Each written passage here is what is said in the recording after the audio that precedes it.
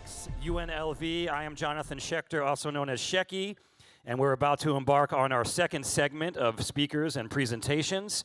Hello also to everyone watching on the live stream. There is a live stream available. And hey everybody, how you doing? Don't forget, as you watch the event, we are encouraged to support and take pictures and post on social media under the hashtag TEDx UNLV.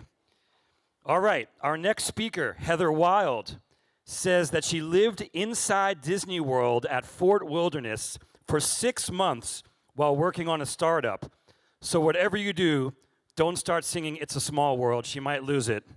Speaking on reaching out through the unknown, please welcome Heather Wilde.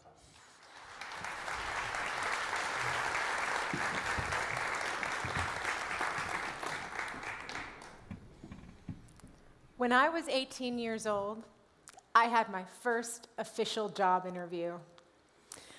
I had my hair and makeup just right, and I was dressed in the most business-like attire I could muster from my very trendy college closet.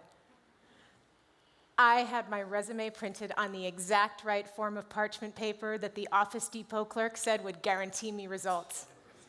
I had done everything just right. I had this in the bag. And as I was answering every question perfectly, out of nowhere I'm asked, how many gas stations are there in the United States? My body and my brain momentarily froze.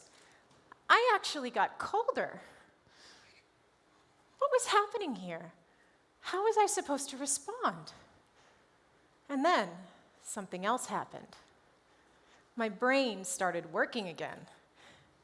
I looked down at my hand and rapidly started saying, well, there's 50 states, and roughly 300 million people in the United States, around 1/3 of which are driving age. Take into account the relative population density around the major cities. At that point, I hear a frantic, stop! I look up, and the hiring manager has this pained expression on his face. He says, what on earth are you doing? Answering your question? No, no, no, no, no, no. The correct answer is, I don't know. But I can find out for you.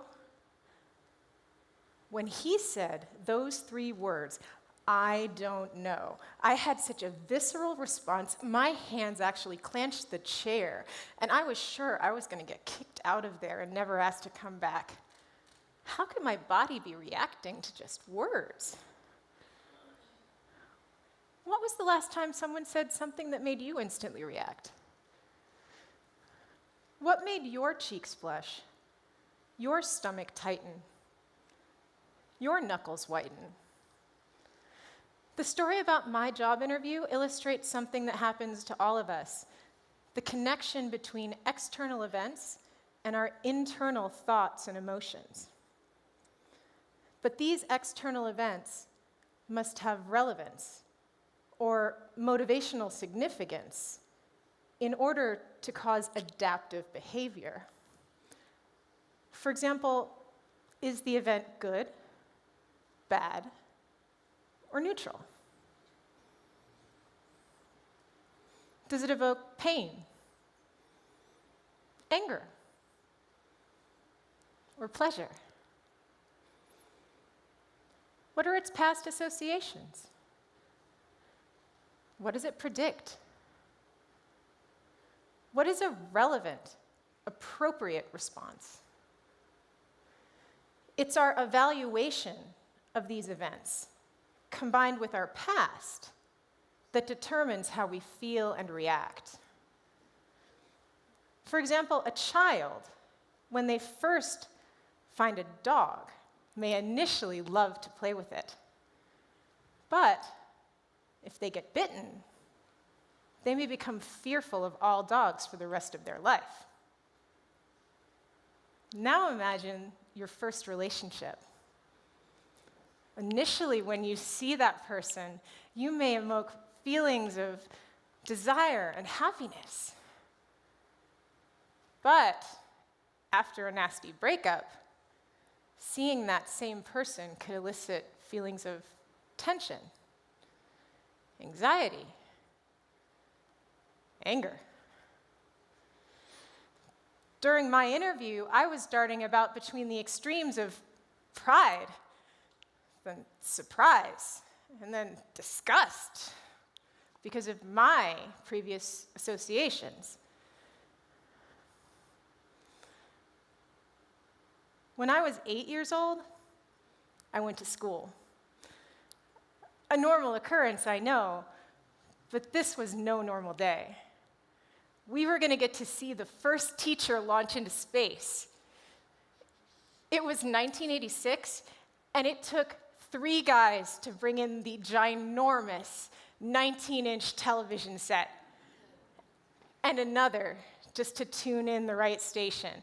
So all of our eyes were glued to the screen when shortly after takeoff, the unthinkable happened. The shuttle exploded, leaving no survivors. Something within me snapped. Suddenly, every conversation with me had something to do with NASA or rockets or space. Other kids said they wanted to be an astronaut. I meant it. I studied everything I could find about the missions, all of Operation Paperclip, and the Mercury, Saturn, and Apollo missions, the test pilots, even our country's greatest competition at the time, the Cold World shielded USSR. There was nothing that could satisfy my need for knowledge. I collected information about the astronauts like other people collected baseball cards.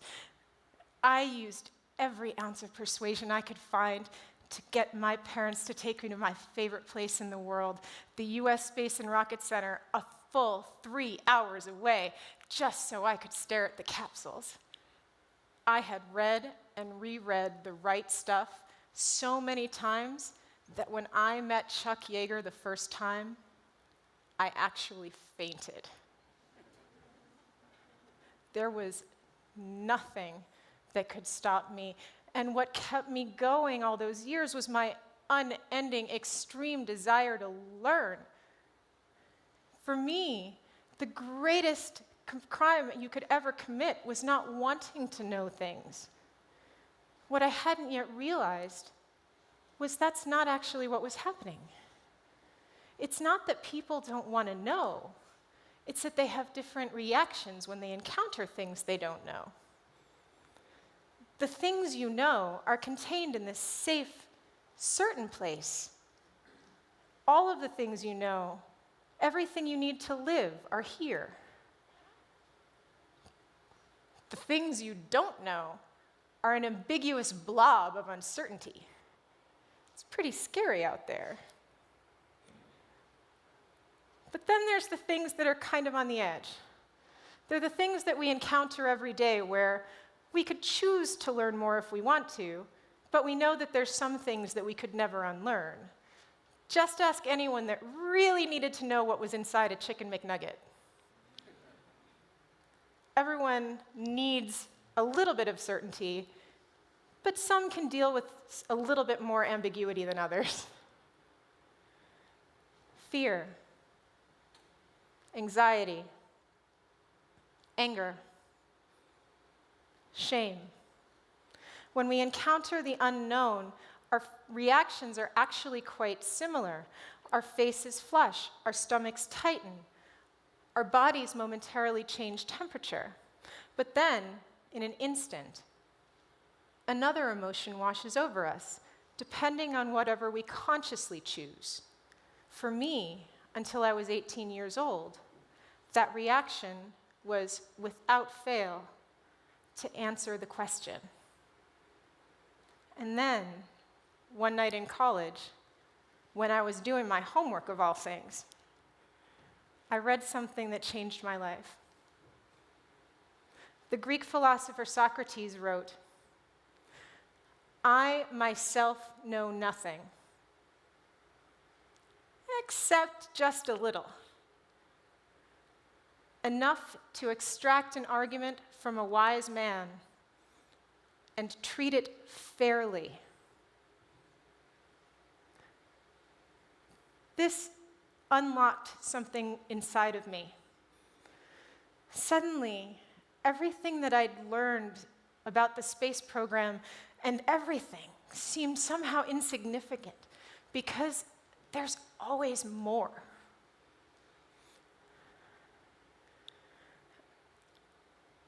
I now had the key to being comfortable with I don't know.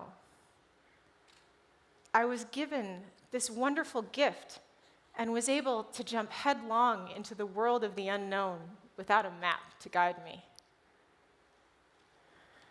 So I found myself at my college graduation without a job, just a packed car and a destination.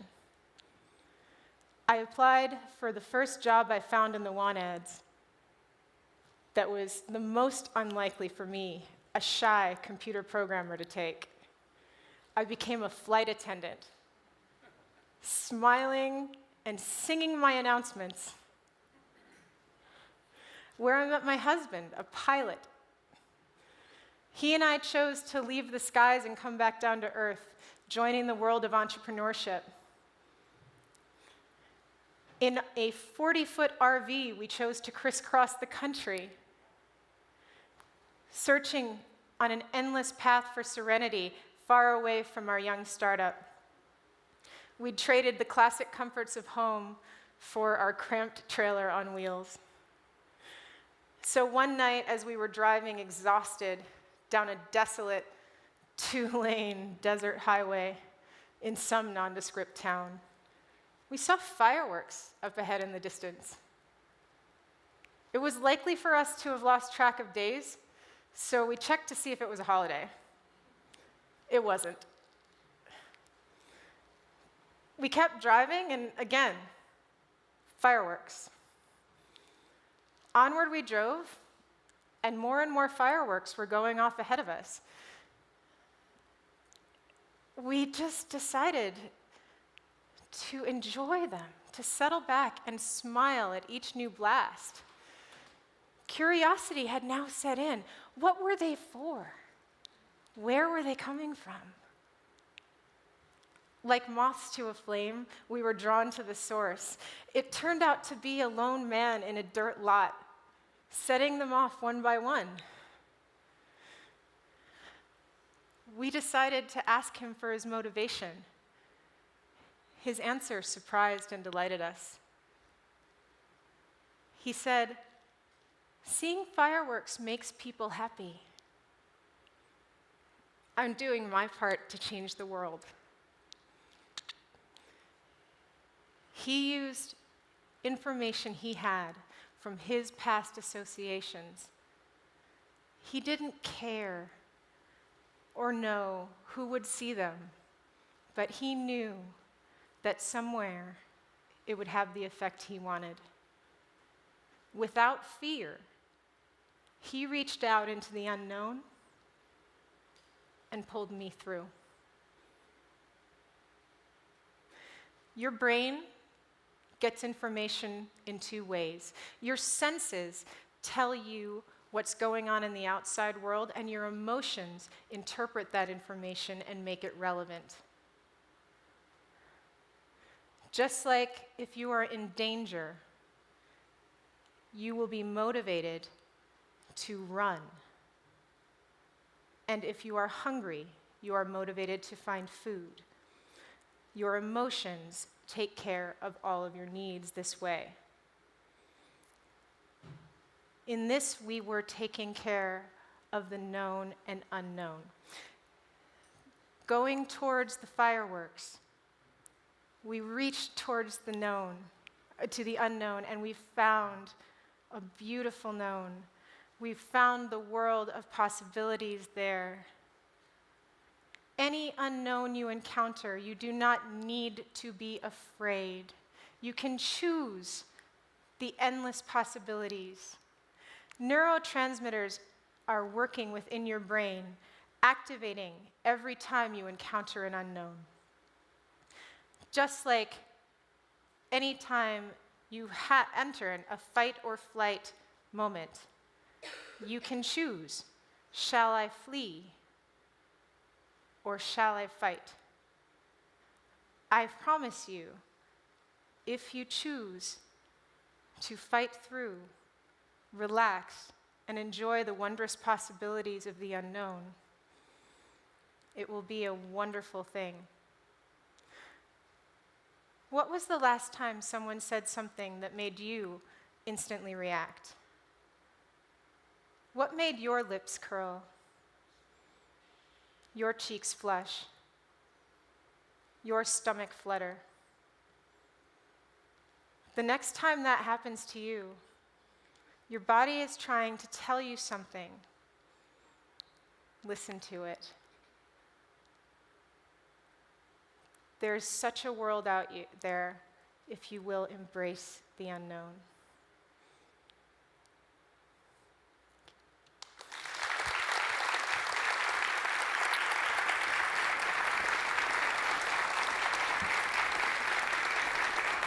Thank you, Heather.